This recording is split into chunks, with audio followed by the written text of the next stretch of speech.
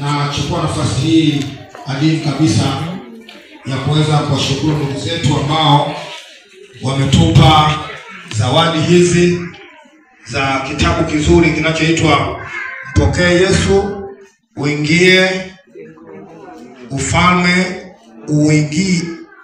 uingie ufalme wa mbinguni, na wameweka kipaumbele cha maombi ya ukombozi, na maombi ya ukombozi ni katika damu ya Yesu. Na katika hilo wameweka muktadha wa kusoma neno la Mungu, pia kusali, pia kumtafakari Bwana.